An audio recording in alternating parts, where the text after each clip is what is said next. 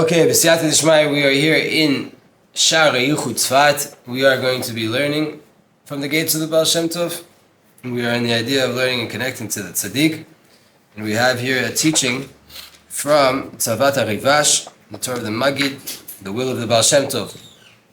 It says, Tzadik ketamar ifrach ke'erez bebalon izgeh. It's a pasuk from the Torah, from the Tanakh, right?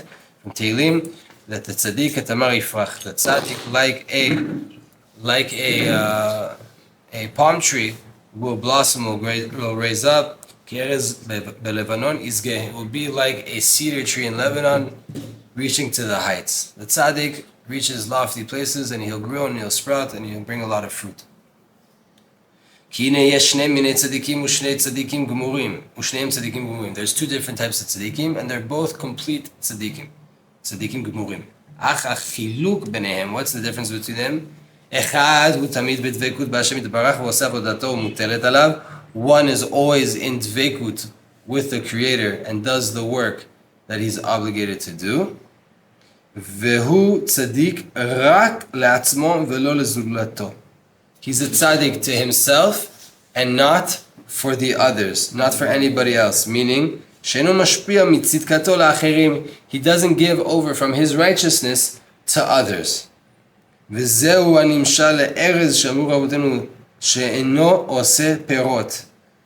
Right? In the verse that we're talking from David HaMelech, from King David, there's two different types of trees mentioned.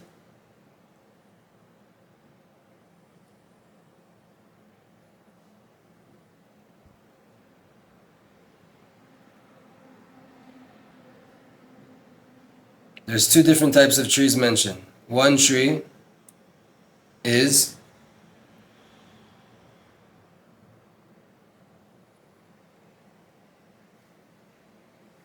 the tzedakah.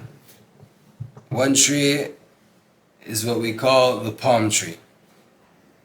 And the other tree that's mentioned in the verse is called the cedar. What's the difference between the two? The cedar doesn't give fruit. The palm tree does. So there's one type of tzaddik that's very lofty tzaddik. He does high work, he's always connected to Hashem, but he doesn't give over from his righteousness, from his Torah, from his things that he downloads, he doesn't give to other people. He sits alone, separated. And he's like what we said in a tree that doesn't bear fruit. He's only a tzaddik for himself, and he doesn't make fruit from what he learns and from what he does to give to others and to make them better and to lift others up. V'yirbu v'yifru tzadikim ba'olam. So there should be more fruitful, meaning there should be more tzadikim in the world. If that one big tzaddik would make a tree that would bring over fruit, so then there would be tons of little tzadikim around the world, right? If he would just share more of his Torah, but he doesn't. He's just doing it to himself. He will be lofty, he will grow like the cedar tree in Lebanon. What does that mean? He's increasing his own reward. His own personal tree will keep getting higher and higher and higher. He's doing his righteousness just for himself. But the other tzaddik, he's similar to the date palm tree, right? Why? Because he makes fruit. Katamar ifrach, like the tamar, like the fruit. It doesn't say like a palm tree. It says like the fruit of the palm. Why like the fruit? He takes preciousness out of cheapness, out of dirt. He takes a gem out of the dirt and increases good in the world. That kind of tzaddik is obviously changing the face of the world on a higher level than the one who's just doing it to himself and doesn't share. This is what the rabbi said. In the place where Baalei Tshuva, people that have repented and come back to Hashem and fix their ways and return to Hashem and live in a life of joy and happiness, stand in a place that even completely righteous people cannot stand. What does that mean? שזה הצדיק השני הנזכר, הוא הנקרא בעל תשובה. Again, we're talking here about two different types of tzadikim. There's a tzaddik who's completely separated and he's only to himself. And there's a tzaddik that he makes fruit, meaning he lifts other people to also be tzadikim. He helps elevate other people. The second one that helps other people, he's called a Baal Tshuva, a master of tshuva, meaning Baal v'adon el tshuva. He's a master to tshuva. כי הוא החזירם למוטב, ורבים משיב מעוון, וגרם תשובה בעולם. That person that he learns Torah, he prays, and then he goes and he shares it with others. Why is he called a Baal Tshuva? Because he's the master that can tell people how to do tshuva. He helps everybody to do tshuva. He brought tshuva into the world. He helps people to come back to the good path. He spends time with Hashem and in the books and in tefillah and in Torah, and then he goes and he shares it. Now those people start to come back to Hashem more and more and more. And he increases tshuva in the world. Scharo kfula umechuperet arber yoter mitzadik harishon. That tzaddik, for himself, his reward in this world and the world to come, is way more than doubled and tripled. Why? Af shegamu tzadik gamur. Even though he's completely a righteous person, and the other one's also completely righteous, one stays to himself, and the other is changing the world. He who changes the world, obviously, cannot stand in the same place. So here we get another new understanding to what the Gemara says. In a place that the Baal Tshuva stands, even the completely righteous Tzadik Gamur can't stand there. Both of them are Tzadikim Gemurim. Both of them are completely righteous. Just one helps others do tshuva. And since he helps others do tshuva, they're not on the same level. They can't stand in the same place. One is much higher. See, I thought Baal Tshuva was someone that makes this tshuva on themselves. Correct. So the one thing you have to know of the Baal Shem Tov and what he taught the students to do is to take all of these different teachings that we have and flip them and find new ways of understanding the exact same words. So yes, classically you're right. What that saying from the Gemara is talking about a Baal Tshuva, meaning a person that sinned and then did tshuva on himself. Yeah. Where he stands, even the most righteous person in the world can't stand. Yeah. What does that mean? You had a test, you tasted from the very seductive waters of this world, and then you gave up on them to do the right thing. Most righteous people can't even understand that. They can't even fathom what it's like to taste from this world, to be with a woman, to go to a club, to go hang out on a beach, and then to give that up. Most righteous people can't even stand in that place. They don't even know what that experience is like. You're right, that's how we always understand the Gemara, and that's the meaning of the Gemara. The Baal Shem Tov's way is always to go into the Gemara, into the Torah, into the Talmud, into the Mishnah, into the Tanakh, which doesn't have any vowels or dots or anything, right? No commas, no punctuation, and to find deeper meaning. So in this case, where the Baal Shem Tov wants to teach you about two different types of completely righteous tzadikim, he used this Mishnah to show you, even here, you can call the second tzaddik a Baal Tshuva. Why? He's a master of tshuva. He helps people do tshuva. He himself doesn't do tshuva, which they do. Every human being in the world does tshuva, right? Even tzaddikim do tshuva.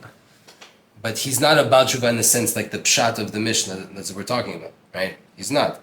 He's a tzaddik, gamur.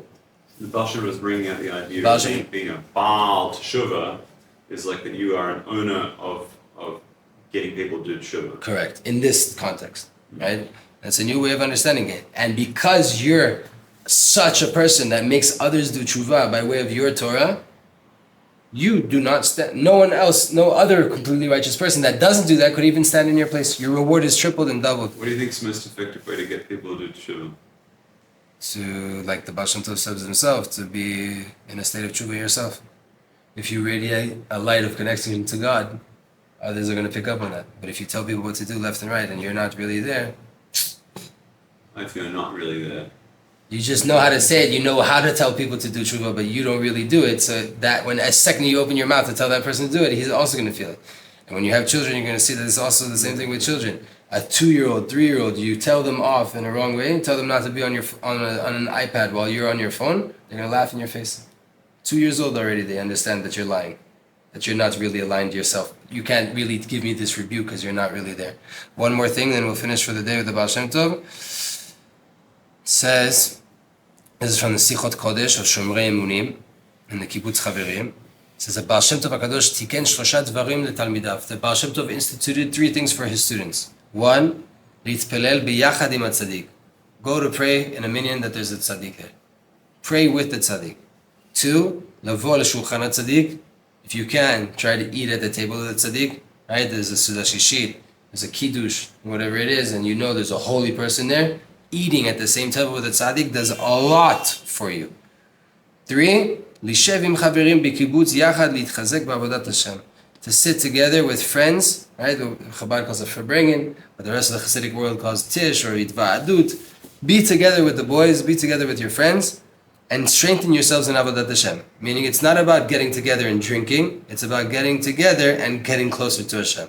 Drinking could help that sometimes. It could also hurt that. These 3 things are in the rectification for nefesh, ruach, and neshama. The 3 different levels of soul that you experience in this world.